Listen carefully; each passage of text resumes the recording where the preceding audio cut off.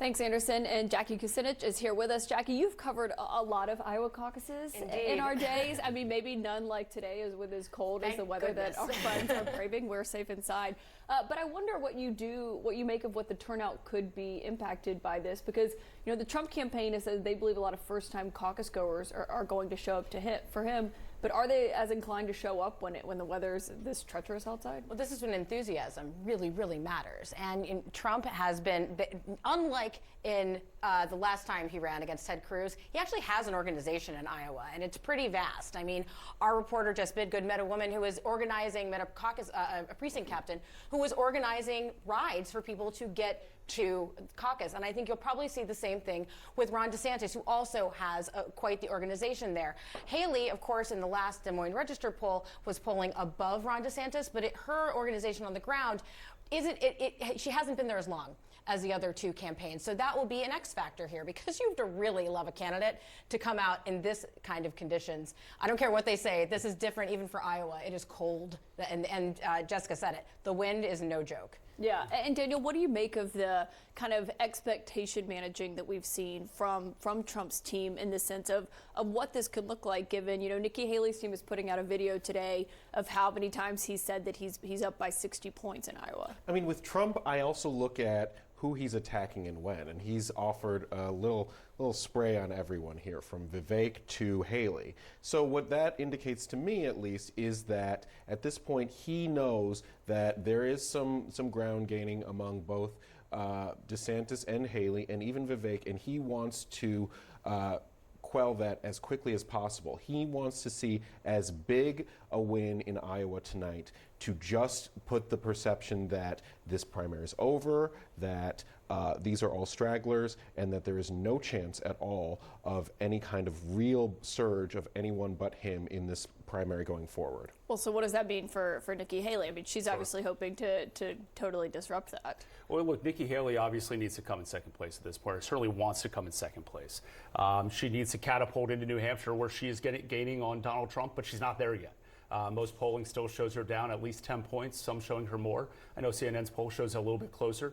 But the fact is that she wants to have a good night. She wants a one-on-one race with Donald Trump. Ron DeSantis is going to have a lot of existential questions to answer tonight for his campaign if he doesn't come in second place. He's been out there saying that he needs to come in first for most of the campaign. He's now also staked his entire operation on this state. If it doesn't pan out and he doesn't come in second, I think even his biggest supporters are going to ask, what's a path forward for him? Yeah, I mean, he does. Right now, his travel plans are to go to South Carolina tomorrow morning and then to New Hampshire for a CNN town hall with Wolf Blitzer tomorrow night. I mean, could tonight disrupt that? Well, that's a lot of travel miles, right? By the way, happy John King, John Berman at the Wall Day for everybody. As a Florida resident on this panel, 14 months ago, everybody, in November of 22, and again, DeSantis ran against a candidate that wasn't that great in Florida. We saw what we thought would be the birth of the next wave of the GOP field, and how 14 months later, here we are, all the chips are in the basket for Ron DeSantis.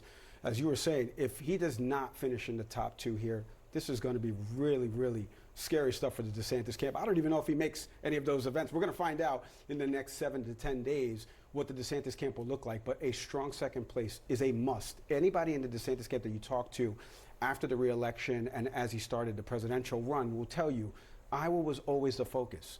Don't let them lie to you. Iowa was always the focus. So today, all eyes are on Iowa for him. He has to finish in second place. Well, Jackie, what do you make of how Ron DeSantis, what he's saying in recent days? Like, you heard him speaking with Dana Bash just earlier today about the end of this race. He's much more explicit in his criticisms of Donald Trump. He's much more media friendly than he was certainly at the beginning of this campaign, when he was kind of in that heir apparent to Donald Trump era. He has also started this underdog pitch, but also he kind of emerged this thing that he was saying at the early part of the campaign, which is it's a two-man race between me and Donald Trump. And it is very clear, that is not a thing any longer. And I haven't heard him say it as recently as he said it to Dana. But listen, he's trying to say he took a very traditional route to becoming the nominee in Iowa. He courted evangelicals. He has a lot of Ted Cruz people on his team, or did.